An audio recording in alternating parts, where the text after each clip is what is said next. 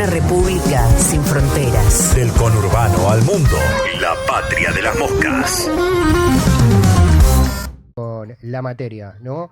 La vacunación, la caída de las tasas de vacunación, la vuelta de algunas enfermedades que parecían superadas, desinversiones que tienen que ver con el Estado Nacional y la crisis, por ejemplo, con el Hospital Garrahan, el Hospital Bonaparte, un montón de factores que requieren que sigamos hablando, ¿no? Que no quede escondido más allá de las coyunturas de esta época del año.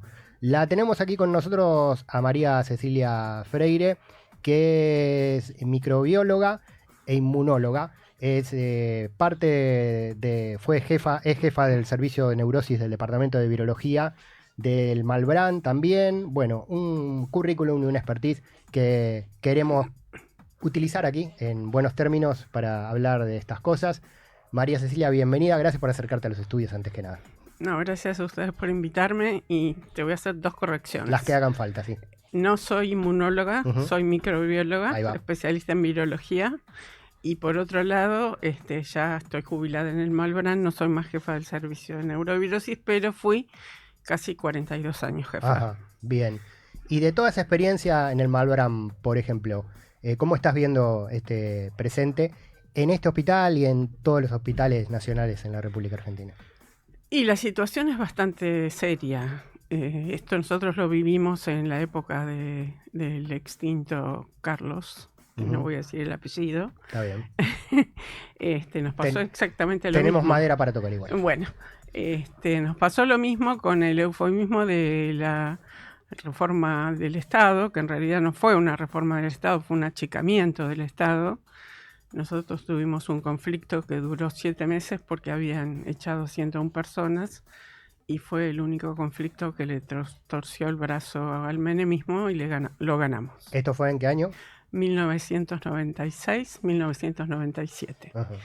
Y ahora es como un déjà vu, es volver a vivir lo mismo. No, por ahora no hay despidos como en ese momento que se echó gente de planta directamente. Ahora utilizan el eufemismo de que no son, la gente no es echada, sino que no se le renueva el contrato. Es lo mismo.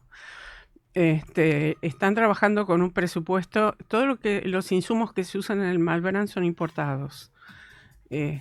Y están trabajando con el presupuesto de 2023. Uh-huh.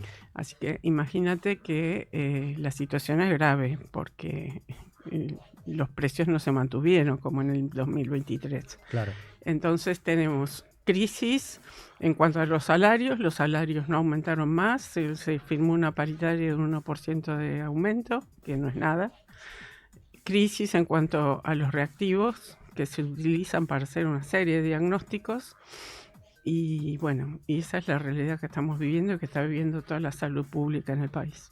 Totalmente. Bueno, hoy en un rato empieza el tratamiento del presupuesto 2026 en la Cámara de Diputados y en el presupuesto hay números para la salud de baja de inversión, de baja de presupuesto en términos reales, ¿no? Muy, muy preocupante a todo esto que vino pasando en estos 2 años, le suma más incertidumbre.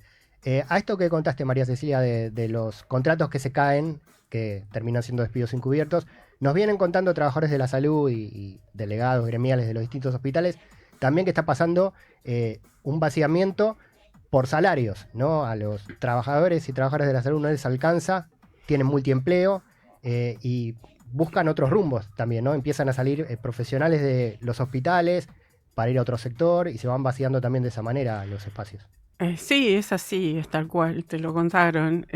La gente del Malbrán en general tiene pluriempleo porque los salarios han quedado muy atrasados. Entonces, lo que hacen los profesionales que además tienen una formación muy específica. El Malbrán es un lugar que tiene un trabajo muy específico y que tiene gente altamente formada, no solo profesionales, sino técnicos. La gente con ese background de conocimiento se va directamente. Entonces, no es que por un lado se echa a la gente, sino que se favorece la partida. Entonces, eso hace también que disminuya la cantidad de gente disponible para trabajar. Claro. ¿Y eso no es una pérdida de capital humano para el Estado? Lo digo, María Cecilia, en el término que lo plantea el gobierno, de planillas de Excel, ¿no? De ganancias y de pérdidas de plata que gastan, entre comillas, en la salud y ahora con ese recorte la devuelven al pueblo, dicen ellos. No perdemos cuando profesionales que se formaron durante años y trabajaron durante años en la educación pública se formaron y en la salud pública trabajan, se van, ¿no es una pérdida para el Estado eso? Yo primero considero que la salud, como la educación, no es un gasto, sino que es una inversión. Uh-huh. Y claro que es una pérdida. En general es gente que se formó en la universidad pública o en escuelas públicas técnicas y que se formaron específicamente en el Malbrán, y es mucha plata invertida por el Estado para que después la gente se vaya o al privado, si es que hay trabajo en el privado, porque también hay una crisis. Y por otro lado, muchos profesionales se van al extranjero. Uh-huh. Con la capacidad que tienen y la formación que tienen, son muy requeridos en el extranjero. Totalmente. En el sector privado también hay una crisis. En el sector privado hay una crisis porque la crisis nos alcanza a todos, entonces no es muy fácil conseguir otros trabajos. Uh-huh. Totalmente. María Cecilia, ¿cuándo te jubilaste? Hace 3 años. Ajá. Igual tuviste un premio hace un par de años, ¿no? El premio Conex. Sí. En microbiología e inmunología, ya retirada del servicio. Sí, uh-huh. Sí. Me llegaron los premios después que me retiré. Muy bien. Está bien, es un reconocimiento a toda la trayectoria. Bueno, y en ese expertise de la biología, de la microbiología, de la inmunología, ¿cómo ves la cuestión vacunación que también está en alerta ahora? Bueno, es uno de los problemas más graves que está viviendo el mundo en general y el país en particular. Las coberturas de vacunación, es decir, el número de personas que están vacunadas en el país, sobre todo de niños, viene cayendo desde 2019. Yo trabajé toda mi vida en el programa de erradicación de la poliomielitis, que es una enfermedad que produce grandes discapacidades y prácticamente, América Latina está libre de polio desde hace ya más de 30 años, pero la erradicación se basa en la vacunación. Uh-huh. Hay que vacunar para que la enfermedad no vuelva. Y con las coberturas que tenemos en este momento, estamos en riesgo de que haya reintroducción de virus, de polio, y vuelva a haber casos de virus, de poliomielitis. Y así está pasando con otras enfermedades como el sarampión, que también está en vías de eliminación, y por ejemplo la tos convulsa, una enfermedad que se consideraba que ya no existía en el país. Sí, son enfermedades de literatura parecieran, ¿no? Por los años que hace que no existen. Sí, en realidad cuando uno habla de sarampión te dicen, pero si no hay más, y si querés te hablo de una enfermedad que no es prevenible por vacunas porque no existe una vacuna, pero la gente cree que la sífilis no existe más y cada vez hay más sífilis en el país. Sí, bueno, eso lo vimos por la falta de entrega de profiláctico, por ejemplo, nos lo denunciaron. Lo que pasa es que son varios factores que se juntan. Yo no sé si te acordás que en la época de Ginés González, en la primera, cuando fue la primera gestión, él sacó la ley de reproducción responsable, sí, y se entregaron profilácticos y pastillas anticonceptivas en todos los hospitales y qué sé yo. Todo eso no se distribuyó muy homogéneamente a la gente y muchos profesionales tomaban las cosas que el Estado les daba y se las llevaba a sus laboratorios privados, uh-huh, sus consultorios privados. Eso por un lado. Y por otro lado, también eso va en aumento porque la gente dejó de cuidarse desde el momento en que el HIV, el SIDA, se transformó en una enfermedad crónica que ya prácticamente no es 100% mortal. Claro. Entonces no se cuidan más. Es cultural. Estamos charlando con María Cecilia Freire. Además de varias cosas que contamos de su trayectoria, recién dijo, fue presidenta de la Comisión Nacional de Erradicación de la Poliomielitis y Contención de los Poliovirus de los laboratorios del Ministerio de Salud de la Nación. Es cultural, decimos. ¿Qué pasa con la población? ¿Qué pasa con la información? ¿No hay campañas? ¿Cuál es el motivo por el cual muchas familias dicen, el sarampión no existe más, ¿para qué voy a vacunar a mi chico? La cuestión de la vacunación es un tema muy complejo porque es plurifactorial.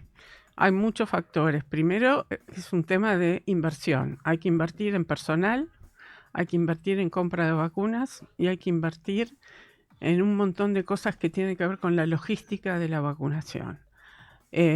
Básicamente las coberturas se están bajando porque los vacunatorios trabajan a la mañana nada más.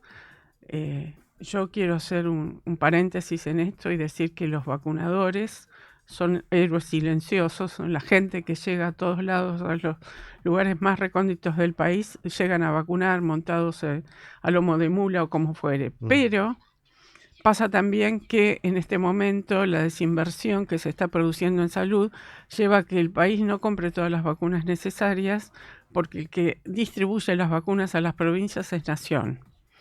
Y no sé si lo escucharon a la ministra de Salud de Formosa, que tenían un aumento importante de casos de COVID, que dijo que no le estaban llegando las vacunas de COVID a la provincia.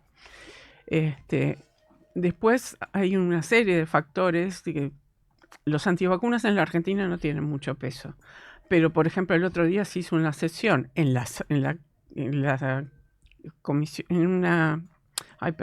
diputados de la Nación, con una mesa que duró 6 horas, que fue todo antivacunas. Se dijeron cosas atroces. Sí. Y yo, si me permites, te voy a leer una información que tengo para ver para qué sirven las vacunas. Sí. Ahí en ese encuentro que comenta María Cecilia, fue la famosa escena risible, si es que no fuera grave, de el señor pegándose imanes en el cuerpo, ¿no? Fue atroz, una cosa espantosa, y en un momento que las coberturas se están bajando, y están bajando también porque se produjo cierto cansancio por las vacunas de COVID, en la época del COVID, hacer ese tipo de reuniones es cuasi peligroso, muy peligroso. En cambio, tenemos datos que son datos científicos que dicen que contra 14 patógenos se salvaron en el mundo 154 millones de vidas en 50 años. Y las vacunas contra la COVID en su primer año de uso salvaron 20 millones de vidas. Entonces, costo-beneficio, ¿qué es mejor? ¿Vacunar o no vacunar? Sí, totalmente. Nosotros acá en el equipo siempre charlamos fuera de aire y dentro del aire también sobre lo que fue esa disyuntiva de la vacuna COVID, del aislamiento obligatorio, todo lo que pasó en ese momento. Y bueno, que haya gente que abone la teoría de los laboratorios creando los virus para después vendernos la vacuna, está bien, ¿no? La historia tiene un montón de vericuetos. Pero ahora estamos hablando, y vos mencionaste enfermedades del pasado que vuelven, estamos hablando de enfermedades que se erradicaron por la existencia de las vacunas, que existían antes de que existan los laboratorios, ¿no? Ahí como que se desarticula un poco esa teoría. No, la teoría de que esto fue hecho en un laboratorio fue destruida científicamente porque se demostró que hubo un salto de especie de un murciélago a un animalito que se llama pangolín, que convive en el sudeste asiático, convive con los habitantes del sudeste asiático, especialmente con la China, que tenía una particularidad de unas moléculas muy semejantes a las moléculas del COVID, del SARS-CoV-2, y ese SARS-CoV-2 se transmitió a la población y así empezó la pandemia, pero no hubo ninguna producción de ningún virus en ningún laboratorio. Eso fue toda una mentira que se hizo al principio por desconocimiento también, porque no se sabía qué pasaba con el virus. Entonces enseguida empiezan las teorías conspirativas. Lo mismo pasó con el HIV. Bueno, sí, haciendo historia es así. Bueno, y en la famosa, abro muchas comillas, batalla cultural sobre las vacunas, ¿qué pasa? ¿Cómo ves el escenario? Dijiste los antivacunas en Argentina son pocos y no tienen presencia, o están en el gobierno en realidad los antivacunas y ahí es muy grave. Sí, la verdad que sí, que están en el gobierno, porque haber permitido que se hiciera semejante reunión en la Cámara de Diputados es grave. Yo creo que La Argentina siempre tuvo mucha adherencia a las vacunas. Entonces me parece que en cuanto a propaganda falta mucho de información a la población. Por suerte Santa Fe y Mendoza están trabajando fuertemente a favor de las vacunas. Ojalá las otras provincias se copien de esos modelos. En Mendoza puso en vigencia una reglamentación donde hace responsables a los padres por la no vacunación de sus hijos penalmente, ¿no? Es que es una parte de la problemática de la vacunación. Los padres que no llevan a los chicos a vacunar. Y el brote que hay en este momento de tos convulsa, muchos de los chicos no estaban vacunados y son vacunas obligatorias. Y por otro lado, también se priorizó la educación porque hay un grupo de vacunas que se dan al ingreso escolar y son obligatorias y deberían pedírtelas en las escuelas, pero se priorizó la educación sobre la salud. Entonces ya no te piden más las vacunas del ingreso escolar en las escuelas y los chicos entran igual. Pero deberían hacer las dos cosas. Sí. Y el que no está vacunado, vacunarlo. Claro, totalmente, porque es un efecto dominó, ¿no? Claro. Sino en las escuelas. Y yo creo que la unión más perfecta en ese sentido es la educación y la salud. Que hagan un proyecto en conjunto, como están haciendo en Santa Fe, de trabajar en conjunto para vacunar. Bien. Nombraste dos provincias, y esto me parece muy importante, Mendoza y Santa Fe, que son directamente aliadas o pseudo aliadas o filolibertarias, ¿no? Digo, sus gobiernos. Sí. Bueno, está muy bien que por sobre el posicionamiento político de quien sea, esté la salud pública, ¿no? Eso es para destacar. Sí, lo que pasa es que más allá de los gobiernos, hay grupos técnicos que están trabajando hace mucho tiempo y que son los que llevan adelante estos cambios. La verdad que hay una persona en Santa Fe que es una persona muy responsable, que fue ministra de Salud en Santa Fe y es una persona que se dedica exclusivamente a la vacunación y ella trabaja mucho para sacar adelante todo lo que tiene que ver con las malas coberturas de vacunación. Claro, que debe venir de los gobiernos socialistas de Santa Fe, ¿verdad? Seguramente. Claramente, ahí está esa historia. Bueno, muy interesante y muy importante seguir hablando de esto. María Cecilia, sé que trabajaste también en otros países, con Guatemala, por ejemplo. Me interesa esa experiencia a nivel regional también, para ver cómo está Argentina en el continente, ¿no? También. Bueno, Guatemala me contrató la Organización Panamericana de la Salud para hacer un trabajo que es un poco complejo esto para explicar. Voy a ver si puedo hacerlo fácilmente. Seguro que sí. La vacuna Sabin, que es una vacuna a virus vivo atenuado, tiene la capacidad de revertir a la infectividad, es decir, de producir una patología neurológica. Y produce unos virus que se llaman Sabin derivados. No voy a ahondar en el tema, pero en Guatemala estuvieron haciendo un estudio junto con Estados Unidos de búsqueda de virus en medio ambiente, porque los virus de polio, tanto los vacunales como los salvajes, se transmiten a través de la vía fecal oral. Entonces llegan al medio ambiente.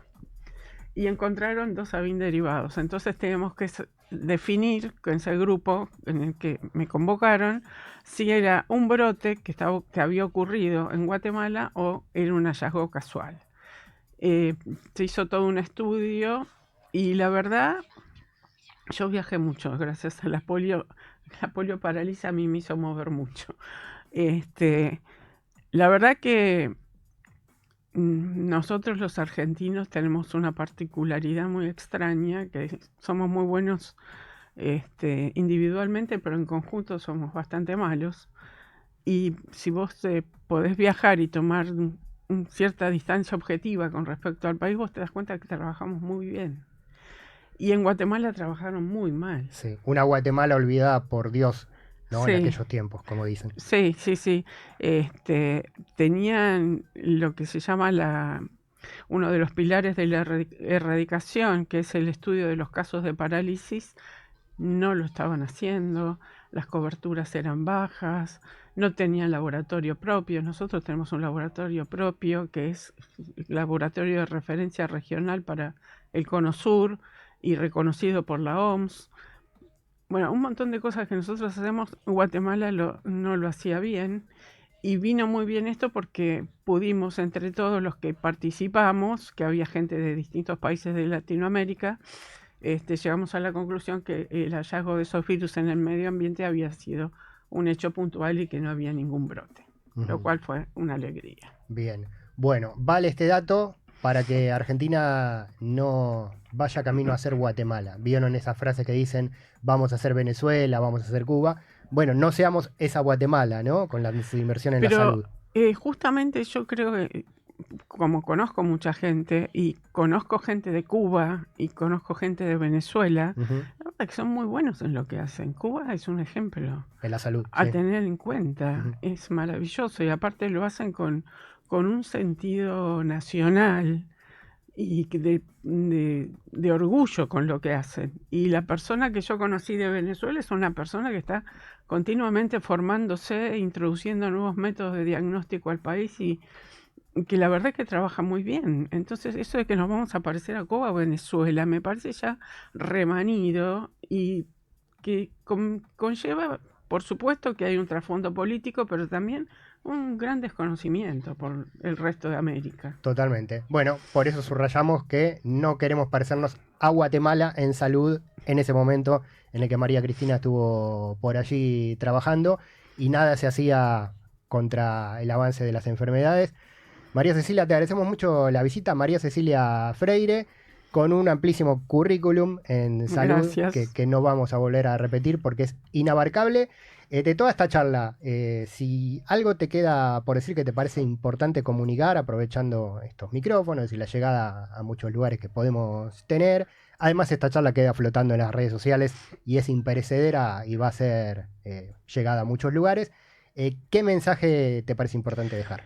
Yo creo que lo que hay que decir es que la gente lleva a los chicos a vacunar, que se vacunen los adultos también, porque hay vacunas para niños, para adultos, jóvenes y para ancianos. Y todos se tienen que vacunar porque la vacuna es solidaria. Si estamos todos bien vacunados, aquellos que no estén vacunados van a estar protegidos también. Entonces, que el mensaje que tiene que quedar es que no crean lo que ven en determinados lugares y las barbaridades que se dicen, sino que crean en las vacunas. No es por vos individualmente, sino también es por el otro, por el de al lado. Por lo demás, no hay cosa más solidaria que una buena vacunación. Este mensaje nos deja María Cecilia Freire en la Patria de las Moscas. Muchas gracias por la visita, por tomarte el tiempo en venir hasta acá. Sos vecina del oeste, ¿no? Soy vecina del oeste. Hace tiempo que vivo en Capital, pero tengo toda mi familia acá. Sí. Bien, ahí están las raíces. Sí. Muchas gracias de vuelta. Estamos en últimos días de año. El año que viene te vamos a querer volver a molestar para seguir charlando. Cuando quieran, yo estoy siempre disponible. Soy exalumna del Nacional de Morón. Muy bien, un saludo a la gente del Nacional de Morón, acá en el oeste del conurbano bonaerense y en todo el conurbano transmitiendo con la cadena de comunicación y cultura Cruce. María Cecilia Freire pasó por aquí, premio CONEX 2023 en microbiología e inmunología y un montón de otras cosas más que fueron surgiendo en esta charla que nos parece muy importante seguir sosteniendo. Inicio